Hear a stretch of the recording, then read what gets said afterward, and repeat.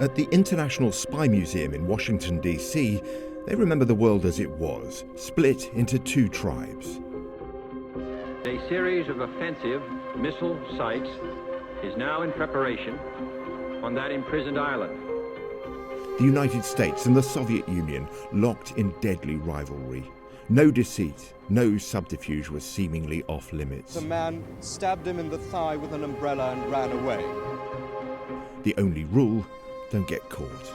When the Soviet Union collapsed, many in Washington convinced themselves that that world of great power competition had gone with it. Not anymore. In fact, many now question whether anything has actually changed. In the West, we thought that the great power competition had come to an end. It's kind of hard to believe now, but the 2010 National Security Strategy of the United States, published in the Obama administration, mentions Russia and China only as partners for cooperation, doesn't mention them as possible threats. Back in 2012, Matthew Kroenig was foreign policy advisor to the then Republican presidential candidate Mitt Romney. Senator Romney's concentration on the threat from Russia was, at the time, ridiculed. When you were asked what's the biggest geopolitical threat facing America, you said Russia. Not Al-Qaeda, you said Russia. In the 1980s are now calling to ask for their foreign policy back because the Cold War's been over for 20 years.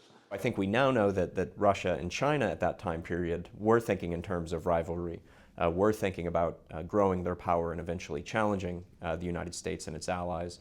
But I think in the West we kind of took this holiday, in our minds anyway, from strategic competition. President Trump repositioned the United States back towards the idea of great power competition. His 2017 national security strategy said it was by far the biggest threat that the U.S. faced. With the strategy I am announcing today, we are declaring that America is in the game and America is going to win.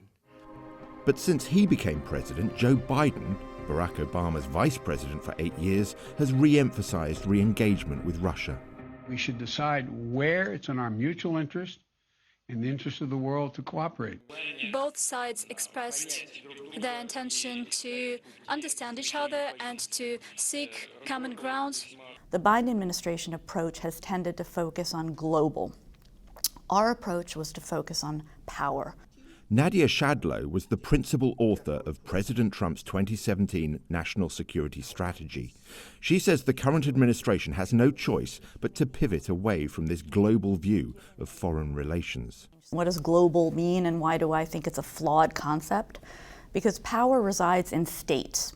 States have resources, military and economic, not international institutions. Global implies a sense that we all want the same thing, that we're moving toward the same direction. Clearly, Russia and China want different things. They have different political and economic systems. It's clear the consensus inside Congress has shifted profoundly. I've spoken to about half a dozen Democratic Party senators on the Senate Foreign Relations Committee, and they sound far closer to that Trump 2017 strategy than Obama 2010. I asked the chair of the committee, Senator Bob Menendez, how he thought the global power dynamic had been affected by the Ukraine invasion.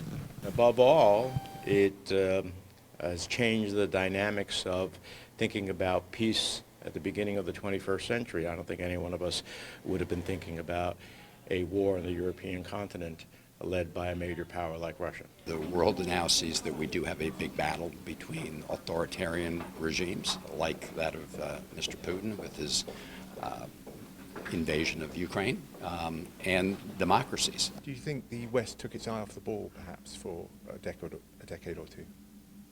I think indeed we have until now. Although this level of consensus is impressive, some wonder whether the divided politics of the West will ultimately be able to support the level of military spending and economic sacrifice that this new world may require. I think the political response, the overall support has been actually really encouraging, right, and inspiring.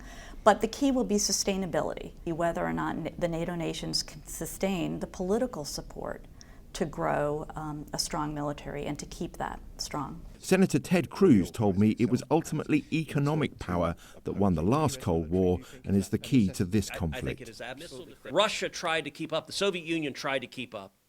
And we bankrupted their economy because the economic engine of free enterprise was mightier than the failed collectivist system of communism. We need to use that same economic engine to defeat Russia, but more fundamentally to defeat China. China is a far greater adversary than Russia. Russia is malevolent, Russia is dangerous, but China, I believe, poses the single greatest geopolitical threat to the United States and to the United Kingdom. Another sticking point that could test Western resolve is energy. Joe Biden had promised to make climate change his priority. Senator Chris Coons, in the front on the left with the president here this week, is a long-term ally of Joe Biden's.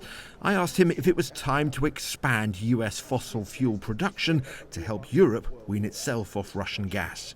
The United States can produce natural gas more cleanly and more abundantly than Russia, and we should be doing so, and we should be backfilling the urgent energy needs of Eastern Europe in the face of Russian aggression.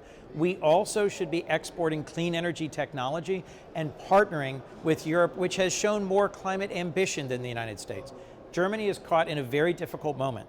They're shutting down their nuclear power plants and transitioning to a lower carbon economy at exactly the moment where Russian gas was going to be the bridge fuel. We need to help fill that gap. The monuments around Washington attest to the fact that planting a flag in the ground requires courage and sacrifice. If we are heading towards a new era of global conflict and division, the question is, does the West have the will to prevail?